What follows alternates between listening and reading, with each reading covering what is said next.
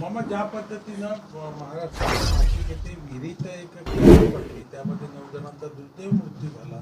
त्यांना शासनाने तात्काळ घटनास्थळी जाऊन मदत केली, 5-5 लाख रुपयांची आर्थिक मदत दिली. परंतु आपल्याच मतदारसंघातील मुरबाडच्या रायच्या या ठिकाणी जो दुर्दैवी अपघात झाला, 11 जणांचे जीव गेले, परंतु अजून त्यांना शासनाने कुठली मदत जाहीर केलेली नाही. ज्या पद्धतीनं कुठेतरी ठाणे जिल्ह्याकडे शासनाकडून दुर्लक्ष केले जाते, दुजाभाव केला जातो.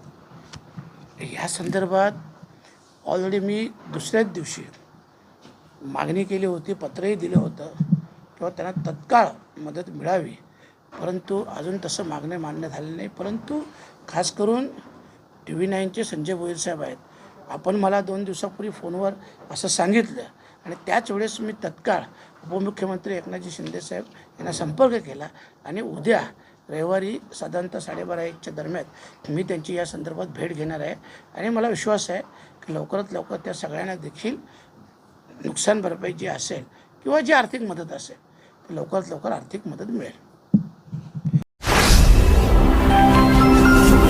Speed news Bharat.